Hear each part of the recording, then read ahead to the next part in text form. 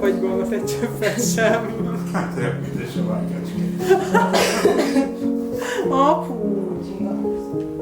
Bocsánat, megmozdult. Vajokat venni fog.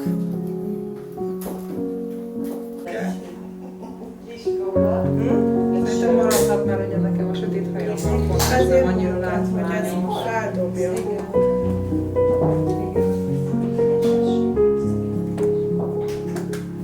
Hát most így Aha.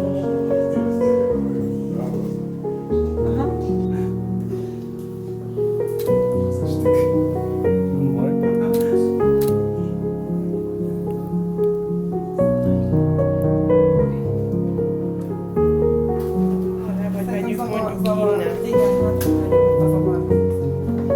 És lehet most így. Aha. Azt mondja, jól elvágnak. Szeretnék? Majd a kész lesz a sminkem. Nagyon van anyámnak. Köszönöm szépen. Semmit.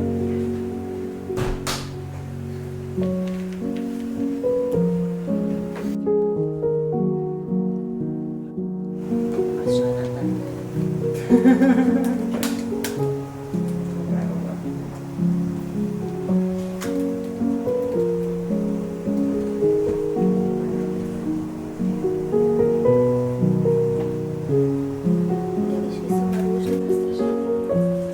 Én is hozok többet.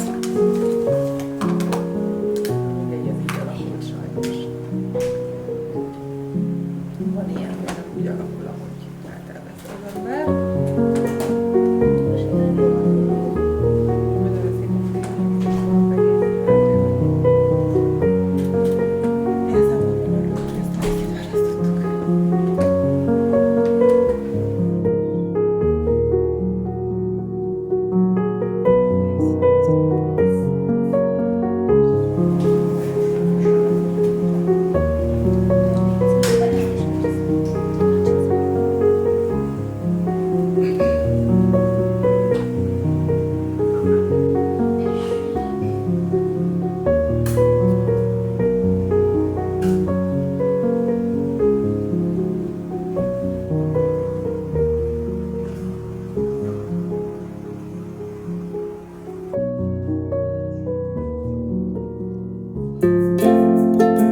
Gyere ide!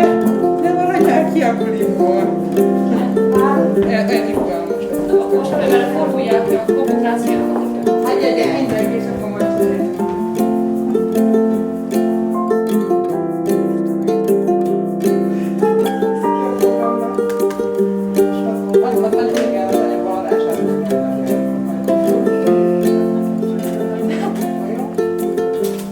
Fogja meg.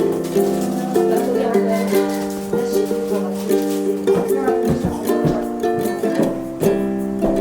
mindentől majd leolva is rajta lesz a...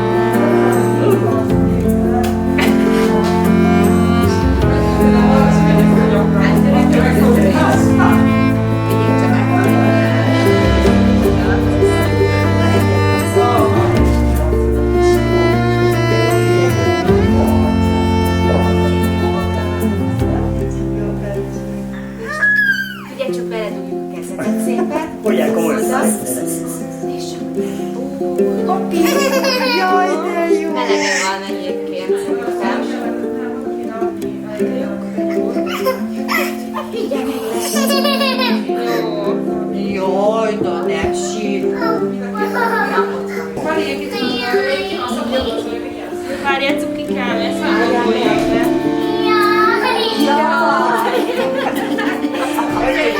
Jaj, de szép vagy!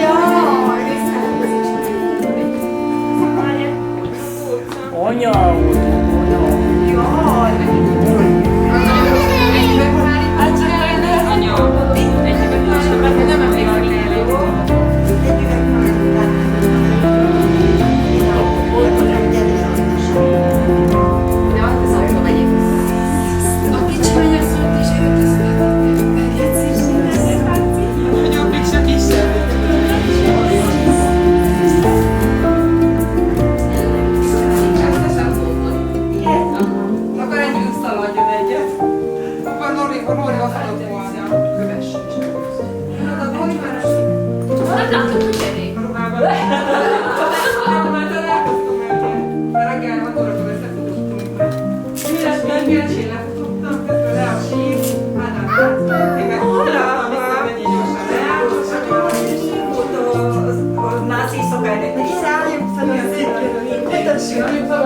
Milyen szépen fel, jaj, de szép. A sminkesedet elérte rész. Szép vagy.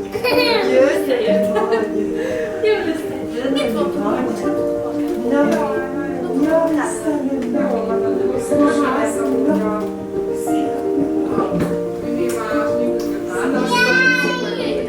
A fülét igazítottam, hogy szépen később. csak a hegyén. Onnan, másik felé. Másik felé innen. Ez az így. A fülét igazítottam. Szinte szállom. És utána még egyszer fel is. Kábolyos film, nem? Hogy így ketten is. Lejjünk meg. De abban nem a... Töltényeket tartó övet kötötték rá a kábolyra, hogy ment párbajozni, vagy nem.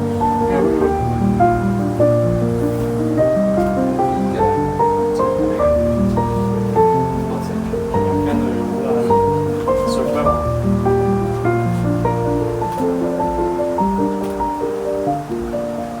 Tényleg meg kell igazítani, kicsit el volt tűnő.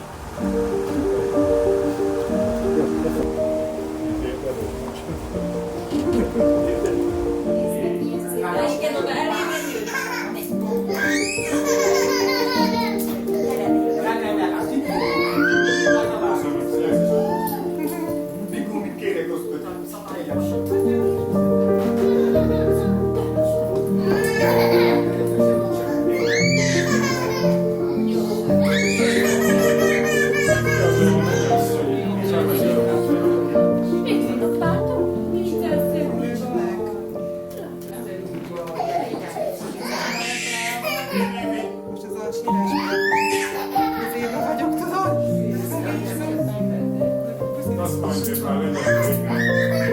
Anyuknak sem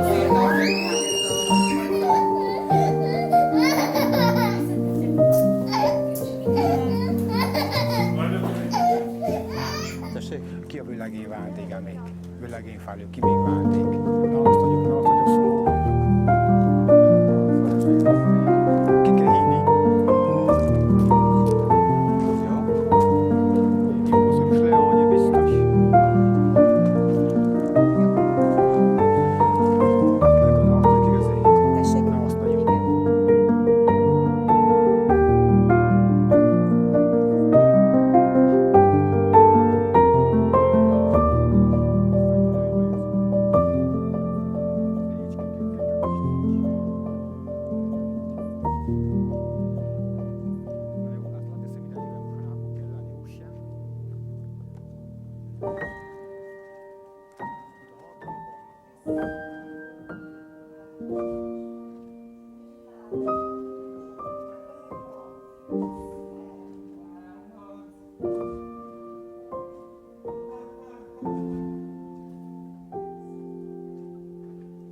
Ma a vőlegényünket kísérjük útjára, oda, ahol őt majd mennyasszonya várja.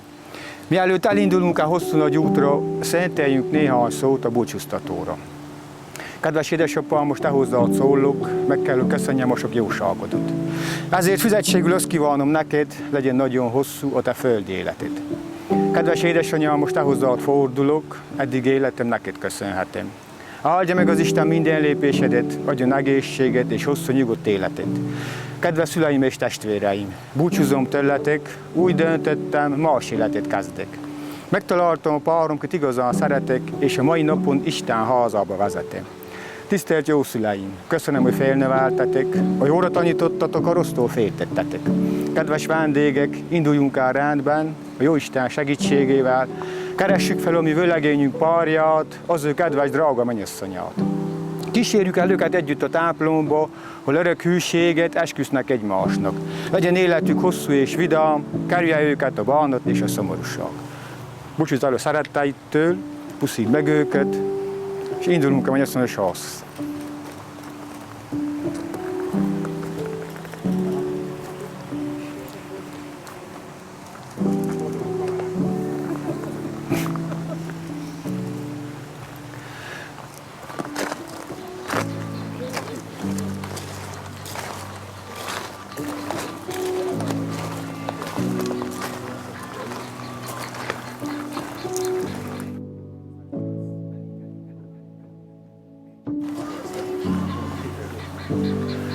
Tisztelt gazduram! Engedjen meg, hogy a nász nép és a magam nevében szerencsés jó napot kívánjak önöknek, a ház gazdának és az egész nász népnek. Mivel a jövetelünk célja úgy nemes és fontos, nem engedi szólnom, míg a gazduram válaszát nem hallom. Azért jöttünk mi a tisztességes házhoz, hogy a mennyasszonyt kikérjük, vezessük oltárhoz. Kit vőlegényünk választott magának, hogy boldogságot vigyen vele otthonának. Mert azt tartsák, férfi sorsa a nő, így rendelte aztán hajdan a teremtő. Érdemes gazduram, én már eleget beszéltem. Felkérem tehát szép feladatának eleget tegyen. Adja ki tehát a mennyasszonyt nékünk, hogy vőlegényével együtt az oltárhoz vigyük.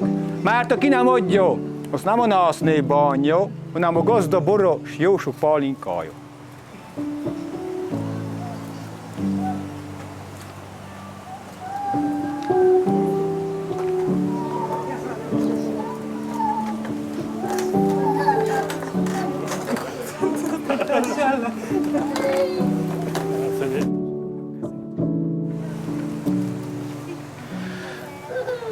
Tisztelt vőlegény uram! Most a mennyasszony feltűzi a mírtuszt a májadba. És ez megér egy tapsot.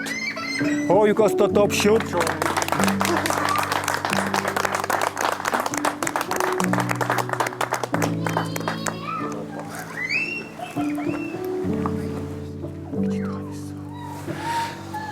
Hát, kedves mennyasszonyunk, neked el kell áruljuk egy kicsiket titkot, mert vőlegénynek tanítottam egy verset interneten keresztül, és azt most neked el fogja mondani csokkor átadás előtt, úgyhogy kérem mindenkit hallgassak, figyelem már, mert megéri, úgyhogy átadom a szót a vőlegénynek. Szeretnék pár őszinte virágot a virágnak, szeretném is köszönni. És most átadja a vőlegénynek, mennyasszonynak a csokrot, megér egy csókot.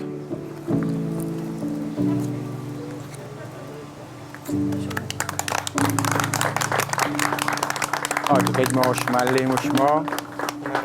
Mindegy. Apuka felé fordul. Na, ide apuka felé forduljatok, jó-e? Tisztelt gazdurom! Mi sok mindent beszéltünk, volt is eredménye. Az eredménnyel meg is vagyok elégedve, mert ti már a mennyasszony a miénk, úgy sem adjuk vissza, hiába is kérnék. De amíg ide adtak, én sokat vesződtem, míg a nász népemet ide vezéreltem. Mi messzinnál jöttünk, kapuról kapura jártunk, amíg végül önökre rá nem találtunk. Láttuk a háziasszony sürgését, forgását, a Szent János pálinka megkoszorúzását, szívesen fogadjuk a megkínálását. De mivel látom, gazduram nem nagyon töri érte maga. Gondoltam, jobb lesz, ha szólok, nehogy elfelejtse, és hogy betöltsük őseink szokását. Kérem, adja ki a Szent János pálinkát.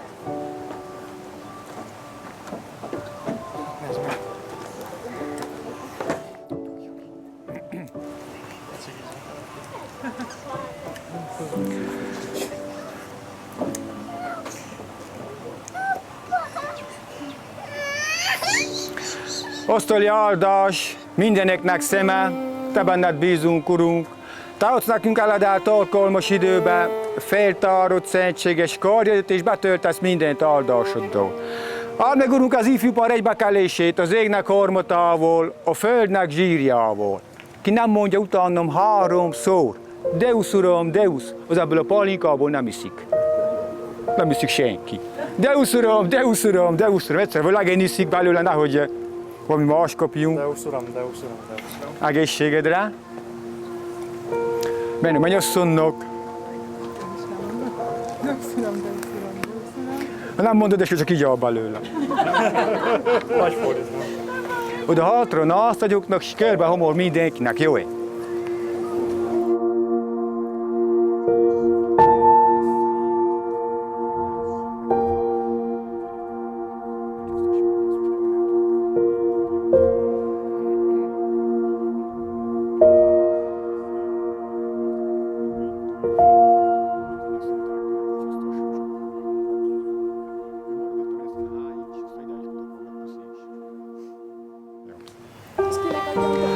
Mindenkinek? Jó, mi a kicsit ittak. ABC sorrendben kell.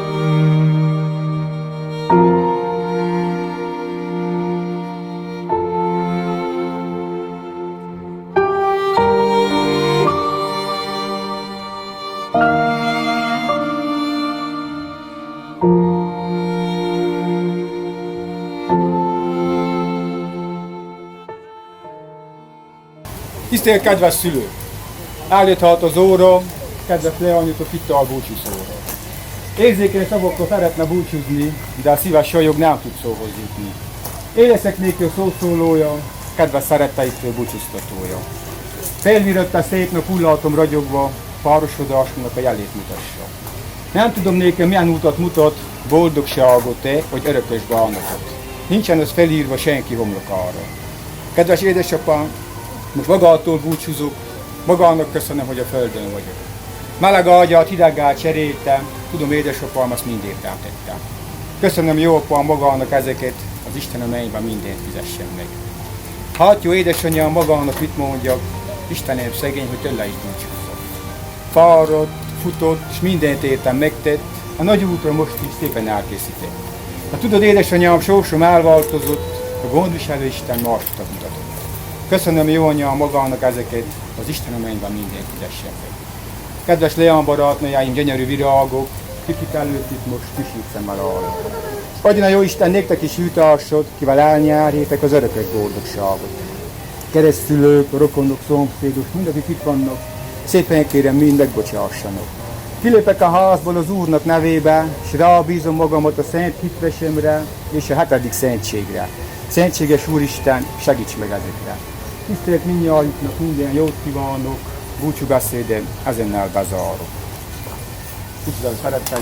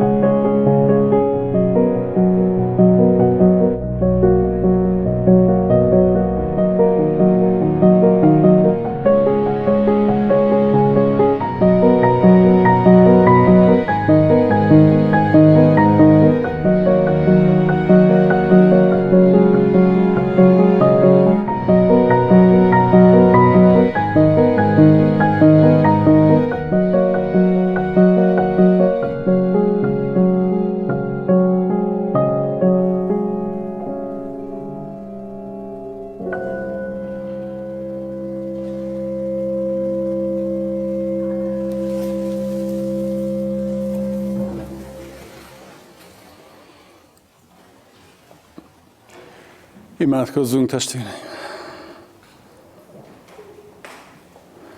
A mi segítségünk és ünnepünk megszentelése jöjjön Istentől, aki Atya, Fiú, Szentlélek, teljes szent háromság, egy örök igaz Isten. Amen. Kegyelem néktek és békesség Istentől, a mi Atyánktól és az Úr Jézus Krisztustól. Amen. Gyülekezet, foglaljon helyet, a 270.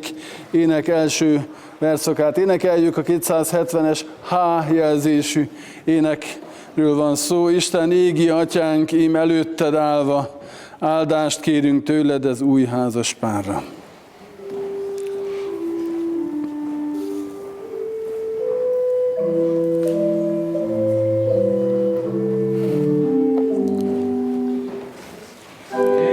Isten égi Atyánk, ím előtted állva, áldást kérünk tőled ez új házas párra. Hallgass meg imánkat, vedd őket kegyelmedbe. Igaz szeretettel szíveiket küzd egybe, akik téged áldva, áldást csak tőled várnak. Áldás boldogságot, add Uram ez új párnak.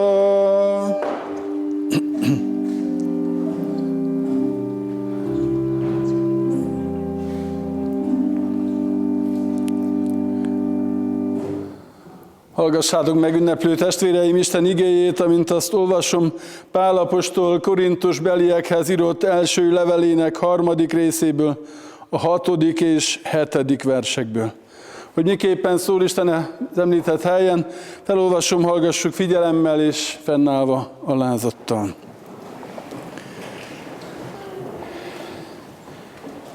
Én ültettem, Apollós öntözte, de a növekedést az Isten adta.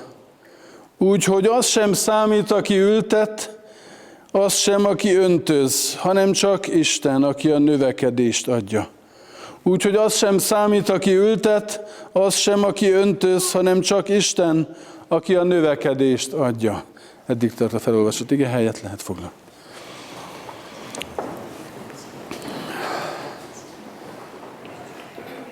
A 2000 évvel ezelőtti Korintus városa egy nagy világváros volt az akkori mérték szerint. És ebben a nagy létszámú, nagy lakosságú városban valami elkezdődött.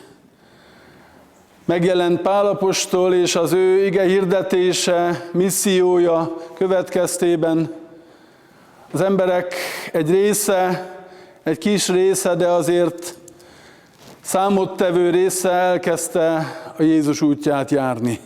Megalakult egy gyülekezet. Azonban Pál apostolnak egy idő után tovább kellett mennie, és akkor derült ki igazán, hogy bár elindult valami a hit útján való járásban, de mégsem olyan könnyű átállni, mégsem olyan könnyű hátrahagyni mindazt, ahogyan addig éltek, és valami egészen újat kezdeni a krisztusi tanítás szerint. Miért mondom ezt? Azért, mert amikor két ember házasságot köt egymással, akkor azt gondoljuk, hogy az a legnehezebb, amíg megtalálják egymást. Különösen ilyen távolságból Gyergyószent Miklós és Máté Szalka azért elég jelentős távolságban van egymástól, és ha már sikerült egymásra találni, ma vannak ehhez sajátságos segítségek is, akkor azt mondhatnánk, hogy hát ezek után hátra lehet dőlni, és azt mondani, hogy megvan, megtaláltam, és minden csodálatosan, szépen, könnyen megy tovább. És nem így van. Kevés dolgot jegyeztem fel a beszélgetésünkből, de ezt a fél mondatot leírtam, hogy eltelt egy idő, amíg sikerült összerázódni, ameddig az egymásra hangolódás megtörtént. Így is mondhatnám, hogy ameddig az éntől eljutottunk a miig, hogy nem az én gondolatom, az én tervem, az én akaratom, az én vágyam, az én ötletem, hanem elkezdődik egy közös tervezés és összecsiszolódás.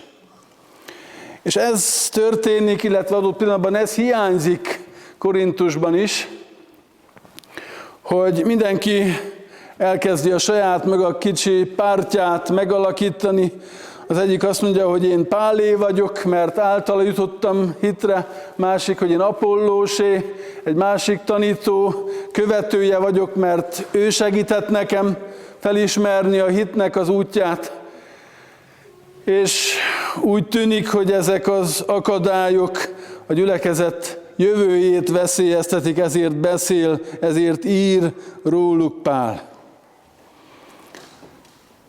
Igen, ahogy a gyülekezet tagjainak különböző szokásai és vágyai vannak, úgy minden közös út elején a házasságban is el kell jutni odáig, hogy ezeket a különböző szokásokat, különböző hagyományokat, vágyakat valahogy felülírja a közös úton való járás. És ehhez mond egy mondatot az apostol, azt mondja, nem az számít, aki ültet, és az sem, aki öntöz. Kicsit játszottam a szavakkal, de az informatika az tulajdonképpen számítástechnika, és a könyvelés az is a számok világa. És kérdés az, hogy mi az, ami számít egy házasságban. Nagyon sok minden számít nyilvánvalóan, de most azt is figyeljük meg, azt is vegyük észre, hogy mi az, ami nem számít, vagy ami nem annyira számít. Azt mondja az apostol, hogy nem az számít, hogy ki ültet, és nem az, hogy ki öntöz, hanem vannak dolgok, amik ennél fontosabbak, és amik igazán számítanak. Számításokat végzünk. És a házasságbeli számítások azok valahogy így zajlanak le, hogy megéri-e nekem lemondani erről vagy amarról, ami az én életemnek a része, és a közös dolgokat részesíteni előnybe.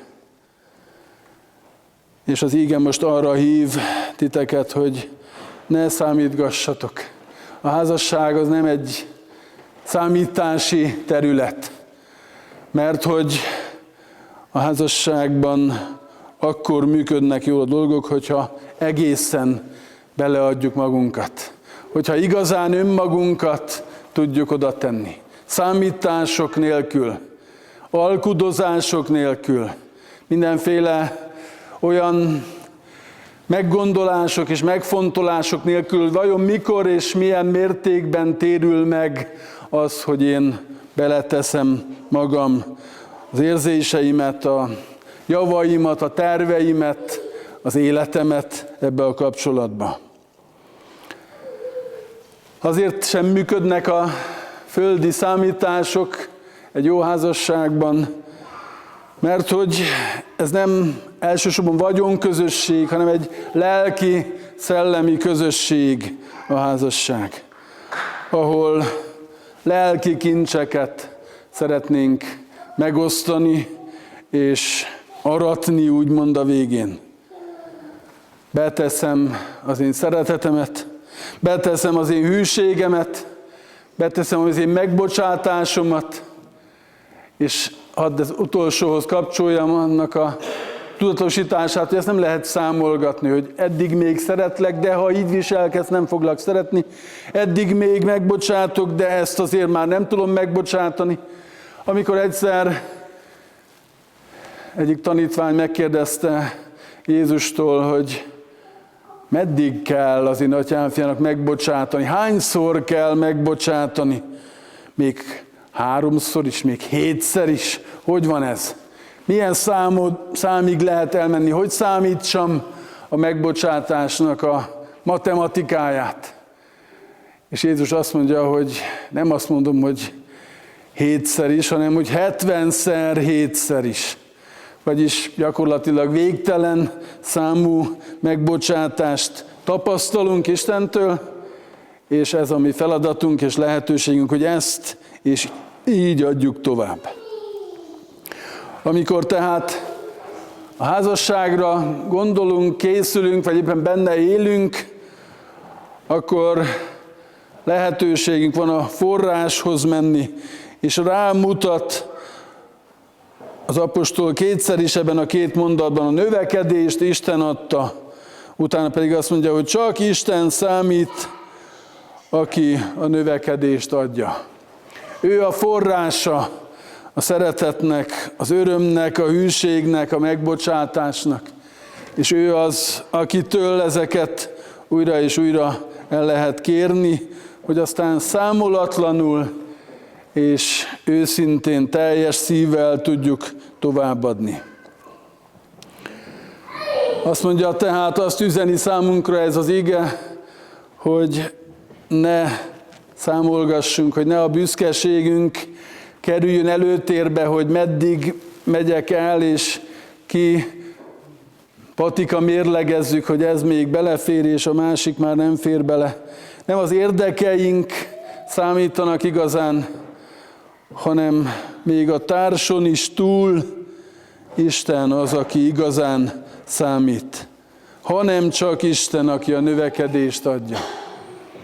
És tulajdonképpen így működik jól a házasság, és ez az, amit megtanulhatunk az igéből, hogy nem az a jó házasság, ahol a férfi viseli a kalapot, és az övé az utolsó szó, és nem az a jó házasság, ami mostanában szokott lenni, hogy a nő irányít sok mindent, hanem az a jó házasság, ahol mind a ketten Istenre tudnak és akarnak figyelni, és tőle kérik el naponta a kegyelmet, és tőle az ő szava alapján tanulják meg az együttélést.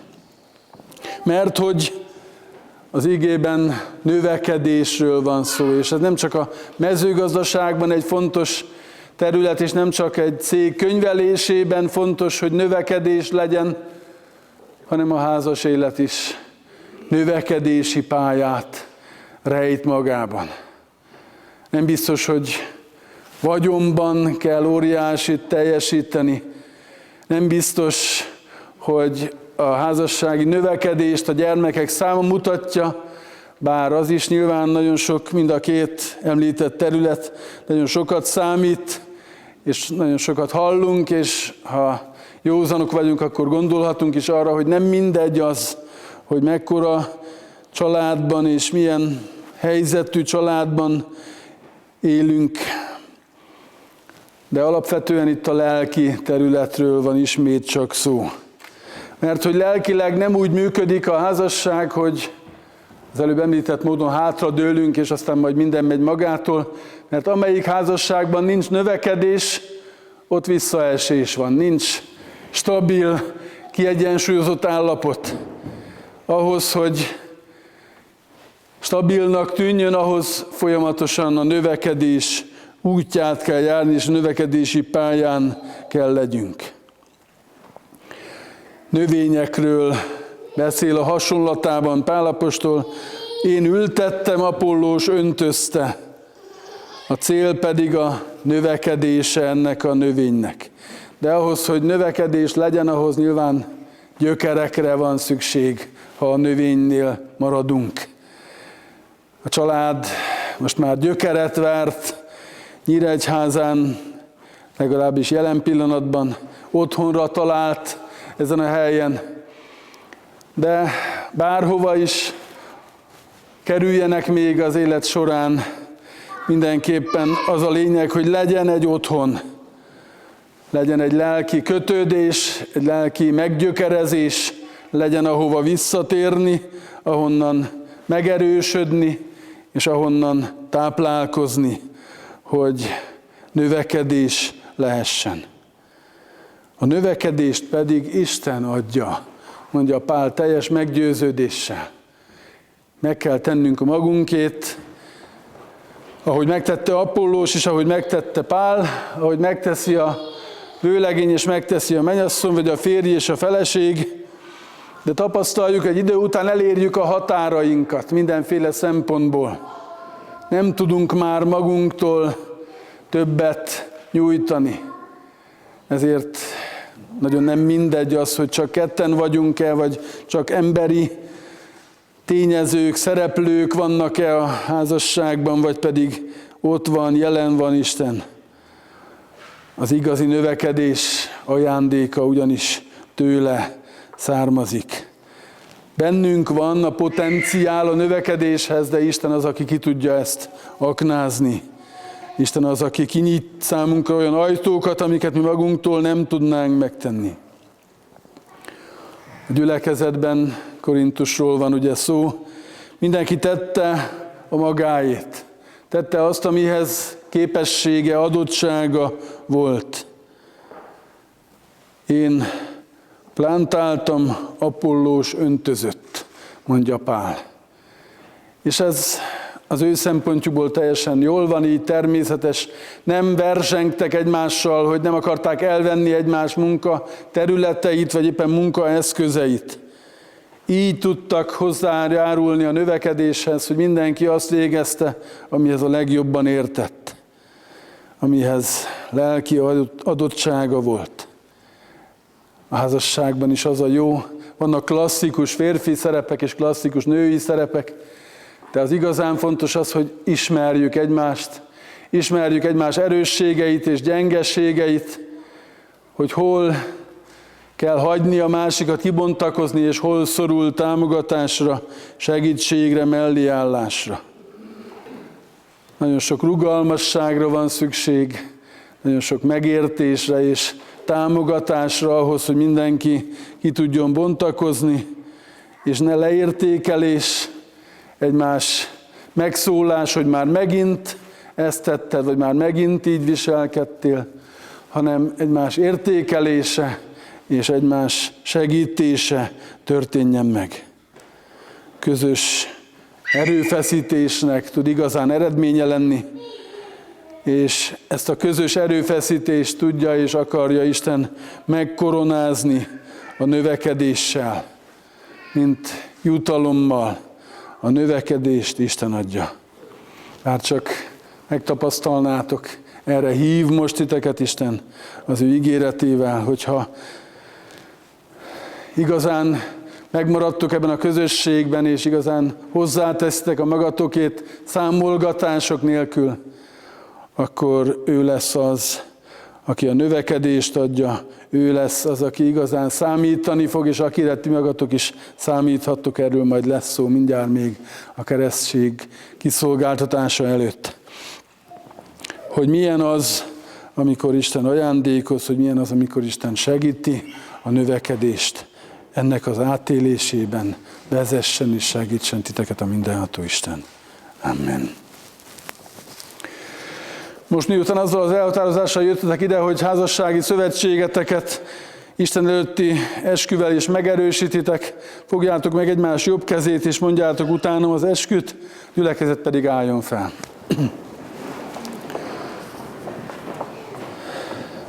Mondjad először te, keresztény férfiú, én Szántó Ádám, esküszöm az élő Istenre, esküszöm az élő Istenre, aki Atya, Fiú, Szentlélek, aki Atya, Fiú, Szentlélek, teljes szent háromság, teljes szent háromság, egy örök igaz Isten, egy örök igaz Isten, hogy ezt a nőt, akinek most Isten színe előtt kezét fogom, szeretem. Szeretetből veszem el őt, Isten törvénye szerint feleségül.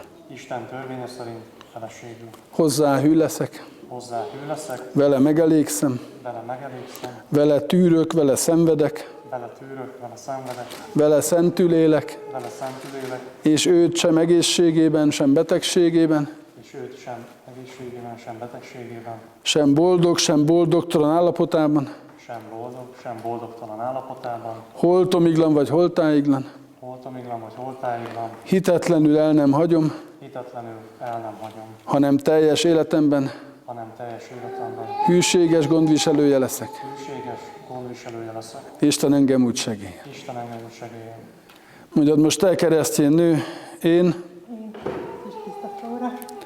esküszöm az élő Istenre, aki Atya, Fiú, Szentlélek, teljes szent háromság, egy örök igaz Isten, hogy ezt a férfiút, akinek most Isten színe előtt kezén vagyok, szeretem.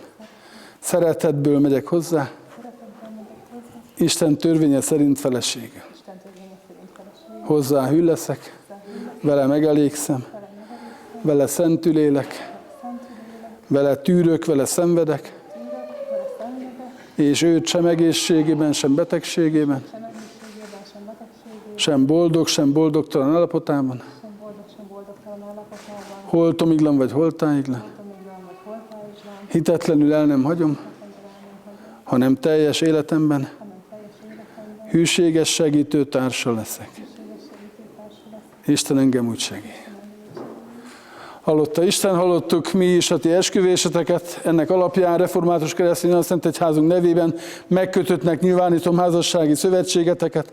Kérünk és intünk titeket, tartsátok meg ezt az esküt, és így Isten áldása veletek marad, és követésre méltó házassági és családi életetek által az ő nevére dicsőségre jártok pedig áldás száll. Most pedig, akik tanúi voltunk ennek az esküvésnek, imádkozzunk érettük eképpen. Mennyei Atyánk, itt a te házadban, a te gyermekeidnek jelenlétében hívunk segítségül téged, megköszönve mindenek előtt azt az utat, amely idáig vezetett, a vőlegény és mennyasszony számára. A te kegyelmedből vezesd őket tovább házas és család életükben, hogy téged megismerve a tőled kapott kincseket fontosnak, értékesnek tartva tudjanak előre haladni egymás és a közösség javára. Áld meg közeli és távoli szeretteiket, családtagjaikat, áld meg kislányokat, őket magukat, egész közösségünket, jöjj és maradj gondviselő, szerető Istenünk most és mindörökké. Amen. A minden jónak adója, a szeretetnek és kegyelemnek Istene áldjon meg és őrizzen meg titeket. Adjon bölcs és hálás szívet a jó napokban, béketűrést és bizalmat a megpróbáltatások idején. Áldjon meg a földön testetekben, lelketekben, ti magatokban és családotokban, áldjon meg igaz boldogsággal itt a földön, és majd egykor örök üdvösséggel a mennyben, a mi Urunk Jézus Krisztus által. Amen.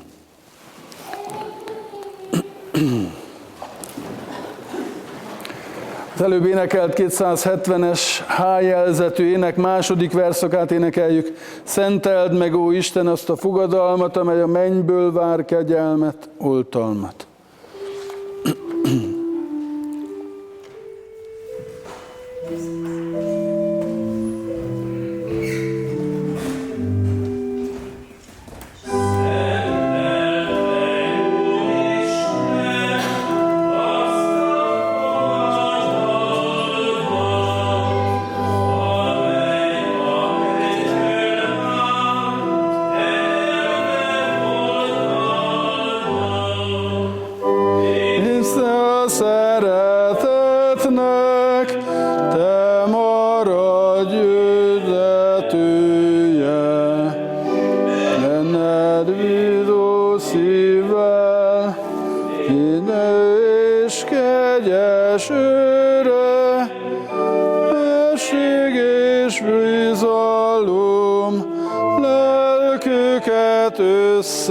Összekössé.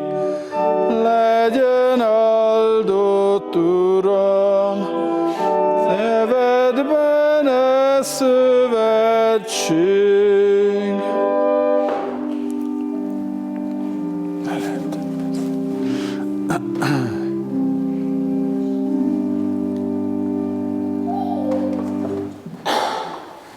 Ünnepi együttlétünk a keresztség sákramentumának kiszolgáltatásával folytatódik, úgyhogy kérem a keresztszülőket is, hogy álljanak ki ide a szülők mellé. Most már szülői minőségben van jelen a házaspár. És hallgassuk együtt, hogyan szerezte a mi Urunk Jézus Krisztus a keresztség sákramentumát, ahogy az meg van írva a Máté írása szerinti Szent Evangélium 28. részének 18-tól 20-ig terjedő verseiben a következőképpen. Ismét kérem a gyülekezet, hogy álljunk fel.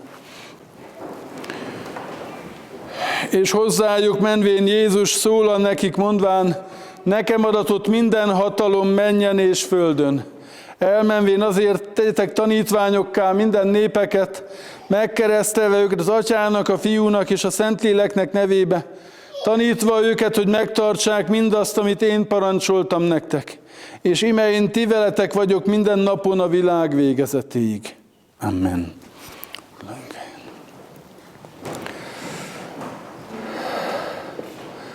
Azzal kezdődik ez a bibliai idézet, hogy és hozzájuk menvén Jézus.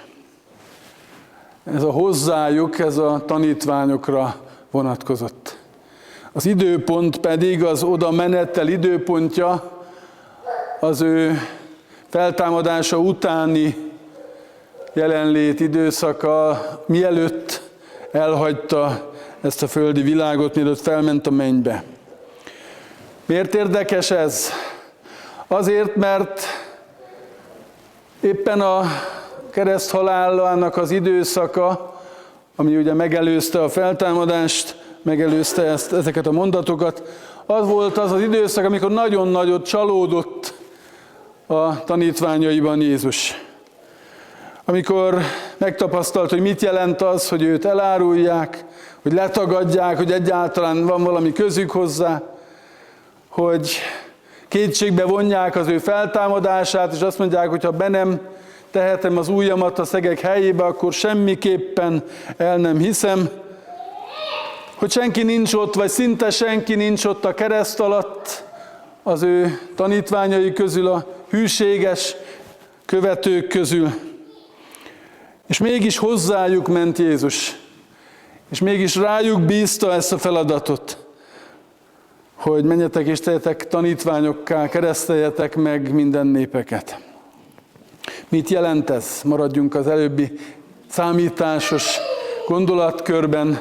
Azt jelenti Jézusnak ez a mondata, hogy számítok rátok. Akkor is, hogyha az korábbi számításaim kudarcosak voltak, akkor is, hogyha nem nőttetek fel korábban a feladathoz, amelyet meg kellett volna tennetek, mégis továbbra is rátok számítok. Miben számít? Azt mondja, elmenve tegyetek tanítványokká minden népeket. Menjetek el. Számítok rátok, hogy ti lesztek azok, akik elmentek.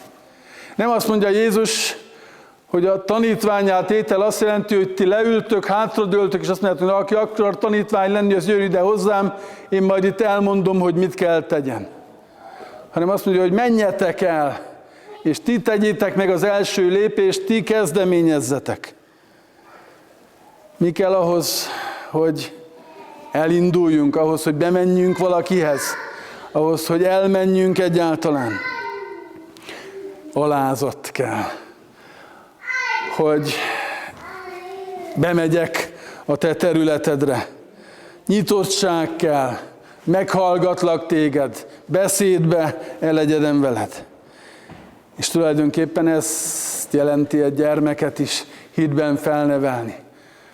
Nem úgy tanítjuk a gyereket, hogy ott fekszik az ágyon, és azt mondjuk, hogy na, akkor gyere ide, hanem úgy tanítjuk, hogy oda megyünk és segítjük az első lépéseit.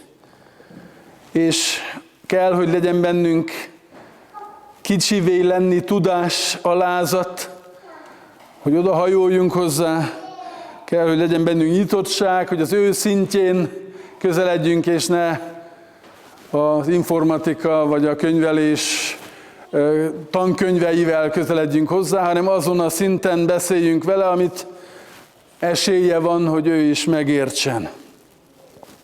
Számítok rátok, mondja most nektek Jézus, hogy ez a tanítvánnyá tevés, ez így történik meg majd a kislányotokkal is, keresztlányotokkal is, hogy az ő szintjén oda menve hozzá nagy nyitottsággal és szelídséggel, alázattal fordultok hozzá. Menjetek és kereszteljétek meg őt, mondja Jézus. A keresztség ugye vízzel történik, ez pedig a bűnöknek a lemosását jelképezi. Ha egy kicsit ezt is átvitt értelemben akarjuk érteni, akkor azt jelenti, hogy fogadjátok el őket a hibáikkal együtt. Ne úgy menjetek oda hozzájuk, hogy majd, ha megváltozol, akkor megkeresztelkedhetsz, hanem úgy menjetek, hogy legyetek elfogadóak, hogy segítsétek ti őt a változásnak az útján, hogy tisztulni tudjon. Mutassatok példát számotokra, illetve számukra. Igen, ezt jelenti hitben nevelni a gyermeket, hogy elfogadom őt. Úgy, ahogy van, hogy feltétel nélküli szeretetet tud tapasztalni tőlünk. És aztán megsegítem, vagy hozzásegítem ahhoz, hogy megtisztulhasson, hogy a lelke megnyugodjon, hogy változni tudjon, hogy példát lásson bennünk. Mert azt mondja tovább, hogy tanítsátok is őket. És a tanítás, különösen gyermektanítása az nem csak, és talán nem is elsősorban beszédben történik, hanem az élet példával. Abból tanul a legtöbbet, abból tanul a legbiztosabban, amit lát, kevésbé abból, amit hall. A hit útján való járás egyértelműen így tanítható. Ha én magam is azon járok. Ha azt mondom, hogy menj el, mondjuk templomba, akkor nagyon kicsi az esélye, hogy szívesen megy. Ha jöjj el velem, akkor sokkal nagyobb esély van rá, hogy tényleg jól érzi ott magát.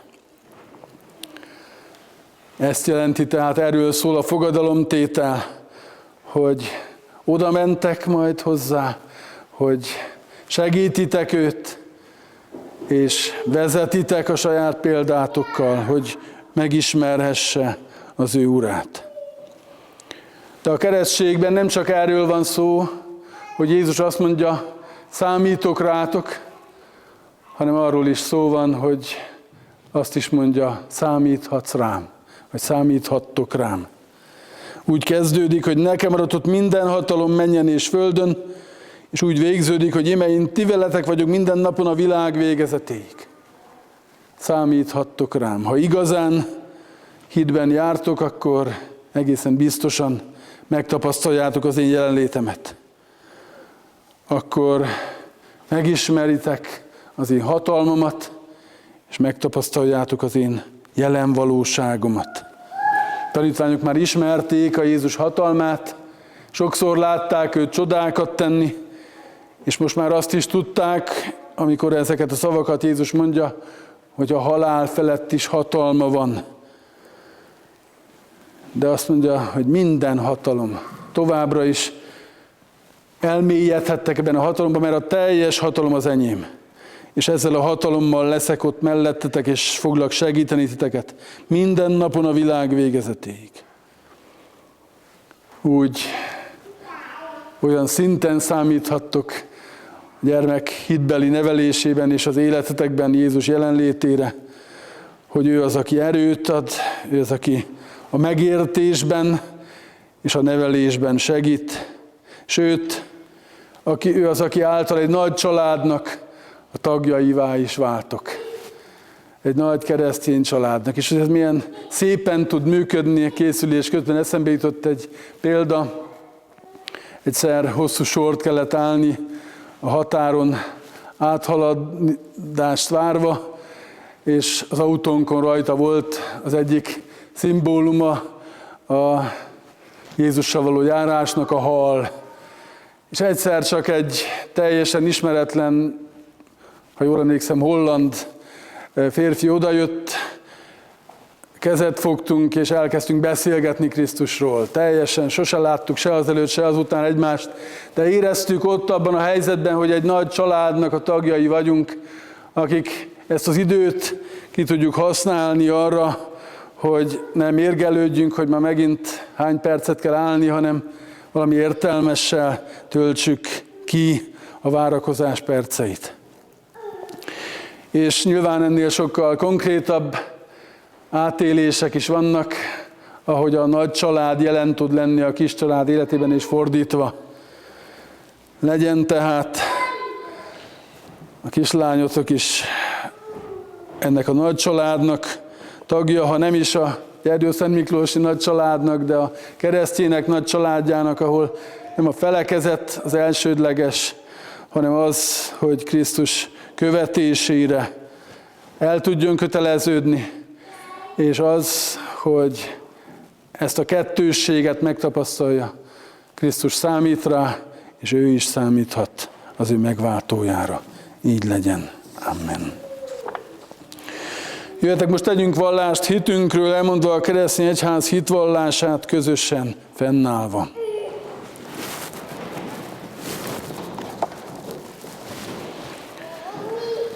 Hiszek egy Istenben, mindenható Atyában, mennynek és földnek teremtőjében, és Jézus Krisztusban, az ő egyszülött fiában, a mi Urunkban, aki fogantatott Szentlélektől, született Szűz Máriától, szenvedett, Poncius Pilátus alatt megfeszítették, meghalt és eltemették. Alászállt a poklokra, harmadnapon feltámadt a halottak közül, felment a mennybe, ott ül a mindenható Atya Isten jobbján, onnan jön el ítélni élőket és holtakat. Hiszek Szentlélekben, hiszem az egyetemes keresztény szent egyházat, a szentek közösségét, a bűnök bocsánatát, a test feltámadását és az örök életet. Amen. Mielőtt a keresztség sákramentumát kiszolgáltatnám, 2 kérdést intézek hozzátok, feleljetek ezekre hallható szóval. Szülők, keresztszülők, akarjátok, hogy az kisgyermek, az Atya, a Fiú és Szentlélek Isten szövetségébe, a keresztény szent egyházba a szent keresztség által befogadtassék. Akarjátok-e? Akar. Ígéritek, hogy a kisgyermeket mostantól fogva úgy nevelitek és neveltetitek, hogy az Atya, a Fiú és Szentlélek Istenbe vetett hitéről majd ő maga önként tegyen vallást a gyülekezet előtt a konfirmációja alkalmával. Ígéritek-e? Imádkozzunk. Felséges Istenünk, mennyei Atyánk, aki Te magad is ígérted és ígéred, hogy Istenünk leszel nekünk és utódainknak. A Te oltalmadba ajánljuk ezt a kisgyermeket, légy neki ígéreted szerint egész életében őriző pásztora, kegyelmes gondviselője. Vezéreld őt minden jónak teljes ismeretére és cselekvésére, hogy Téged lélekben és igazságban imádva, a Te parancsaidnak híven engedelmeskedve boldog lehessen mind itt a földön, mind az örökké valóságban. Áld meg a gyermek szüleit, keresztszüleit, nagyszüleit, úgy tudják őt felnevelni, hogy ne érezze az árvaság fájdalmát és nyomorúságát, hanem kibontakozó életével legyen öröme nagyszüleinek, szüleinek, gyönyörűsége keresztszüleinek, gazdagodása anyaszent egyházunknak. Add, Urunk, hogy gyarapodjék testben és lélekben, Isten és emberek előtti kedvességben. Amen. Mondjuk el az Úr Jézustól tanult imádságunkat. Mi Atyánk, aki a mennyekben vagy, szenteltessék meg a Te neved. Jöjjön el a Te országod, legyen meg a Te akaratod, amint a mennyben, úgy a földön is. Mindennapi kenyerünket add meg nékünk ma, és bocsásd meg vétkeinket, miképpen mi is megbocsátunk az ellenünk vétkezőknek. És ne vigy minket kísértésbe, de szabadíts meg a gonosztól, mert Tiéd az ország, a hatalom és a dicsőség mindörökké. Amen. Jöjjön hátra, drágom, mert rosszabb lesz neki. Gyere, dőljél egy kicsit hátra. Hát akkor így fogjuk. Lea Gréta, én keresztellek téged az Atyának, a Fiúnak és a Szentléleknek nevébe. Amen. Az Úr Jézus Krisztusnak kegyelme, Istennek szeretete, a Szentlélek közössége legyen, maradjon mindörökké te veled. Amen. Foglaljunk helyet.